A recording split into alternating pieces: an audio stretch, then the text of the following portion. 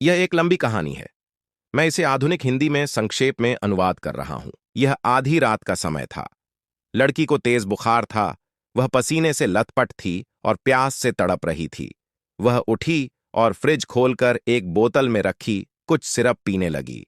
लेकिन उसे जरा भी एहसास नहीं हुआ कि घर के अंदर कोई उसे टकटकी लगाकर देख रहा था। सिरप पीने के बाद वह वापस सोने के लिए ऊपर जाने ही वाली थी कि अचानक उसे नीचे से अजीब सी आवाजें सुनाई दीं। खड़ाक, खड़ाक। उसने झिझकते हुए सीढ़ियों से नीचे झांका और जो उसने देखा उससे उसकी रूह कांप गई। घर के अंदर एक विशाल और खूंखार बाघ घूम रहा था। वह पूरी तरह जाग चुकी थी। यह बाघ यहां कैसे आया? यह सवाल उसके दिमाग में गूंजने लगा। डर के बावजूद उसने खुद को संभाला और धीरे धीरे ऊपर लौट आई। उसने अपने कमरे का दरवाजा बंद किया, लाइट बुझाई और खिड़की खोलकर भागने की कोशिश की। लेकिन खिड़की पर मोटी लकड़ियों की पट्टियां ठुकी थीं। उसने जोर लगाया, लेकिन वे हिली तक नहीं। तभी उसे याद आया, कल ही उसके सौतेले पिता ने कहा था कि तेज तूफान आने वाला है, इसलिए उसने घर को मजबूती से बंद करवा दिया है। लेकिन वह यह सोचकर कांप उठी कि उसके सुरक्षा इंतजाम का मतलब था पूरे घर को लकड़ी की पट्टियों से सील कर देना। पर सबसे भयानक बात यह थी कि यह खतरनाक बाघ भी उसी सौतेले पिता ने खरीदा था। उसने बाघ को 3 दिन तक भूखा रखा और फिर आधी रात को उसे पिंजरे से बाहर छोड़ दिया। आखिर ऐसा क्या बदला लेना था कि उसने घर में एक भूखा बाघ छोड़ दिया? लड़की घबरा गई। उसने तुरंत मदद के लिए पुलिस को फोन करने का सोचा, लेकिन उसका मोबाइल नीचे लॉन्ड्री रूम में पड़ा था। उसने दरवाजा खोलकर देखा, बाघ पास में नहीं था।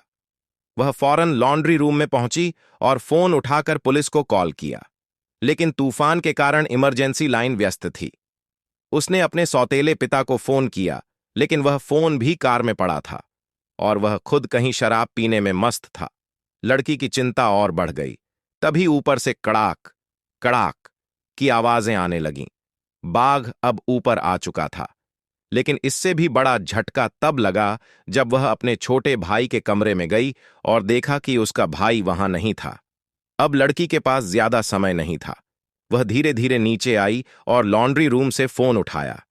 लेकिन जैसे ही उसने पुलिस को कॉल किया, बाघ ने आवाज सुन ली और झपट्टा मारकर दरवाजा तोड़ दिया। वह तेजी से एक कपड़ों की पाइपलाइन में घुस गई और अपने हाथ पैर फैलाकर उसमें अटक गई। नीचे बाघ दहाड़ रहा था। उसका पेट भूख से कुलबुला रहा था। तभी लड़की के माथे से पसीने की एक बूंद नीचे गिरी। बाघ ने तुरंत उसकी गंध पकड़ ली और लपक कर ऊपर देखने लगा। लड़की की सांस अटक गई। लेकिन तभी बाघ अचानक पीछे हट गया। उसने राहत की सांस ली, पर अगले ही पल बाघ ने छलांग लगाकर पाइप में चढ़ने की कोशिश की। लड़की ने पूरी ताकत लगाकर ऊपर की ओर खिसकना शुरू किया और किसी तरह ऊपर पहुंच गई। वहां उसका भाई खड़ा था, शांत, जैसे कुछ हुआ ही ना हो। लड़की गुस्से में चिल्लाई, तुम कहां थे? लेकिन उसका भाई बस खामोशी से उसे देखता रहा। अब दोनों को एक साथ भागना था, लेकिन बाघ पीछा छोड़ने वाला नहीं था। वह पूरे घर में उनका शिकार कर रहा था। लड़की ने जल्दी से फ्रिज से मांस निकाला और उसमें नींद की गोलियां मिलाकर बाघ को देने की योजना बनाई। लेकिन जब उसने मांस बाघ के सामने फेंका, तो वह बिना किसी असर के उसे खा गया। अब उनके पास सिर्फ एक ही रास्ता था, छुपना। वे भागते हुए सौतेले पिता के कमरे में घुसे, दरवाजे के आगे टेबल रख दी और थोड़ी देर सुस्ताने लगे। तभी लड़की की नजर जमीन पर बिखरी फाइलों पर पड़ी। उसमें एक इंश्योरेंस पॉलिसी थी, बहुत बड़ी रकम की, और उसमें जिनका नाम था वे थे वह खुद और उसका भाई।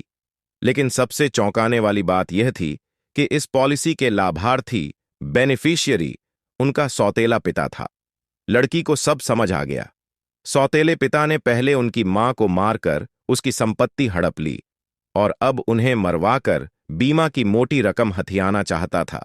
गुस्से में लड़की ने कमरे की अलमारी से गोलियां ढूंढी और सौतेले पिता की रिवॉल्वर में भर दी। वह अब डरने वाली नहीं थी। जैसे ही उसने दरवाजा खोला, बाघ सामने खड़ा था। उसने बंदूक तान दी और ट्रिगर दबाया।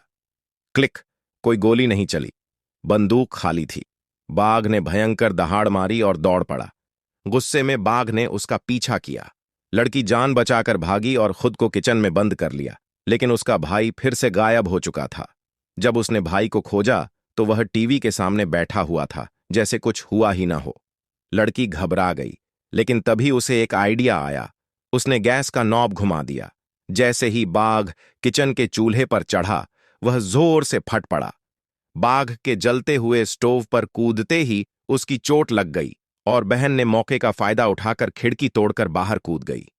वह कार में बैठ गई और भागने के लिए तैयार हो गई, लेकिन तभी उसे अपने भाई की याद आई। उसने फैसला किया कि वह उसे अकेला नहीं छोड़ सकती। वह फिर से घर में घुसी, अपने भाई को खोजा और उसे लेकर रसोई में आई। वहां उसने एक जलता हुआ मशाल बनाया और बाघ का सामना किया।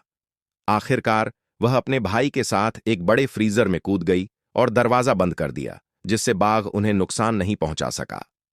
सुबह जब वे बाहर निकले तो उनके सौतेले पिता घर लौट आए।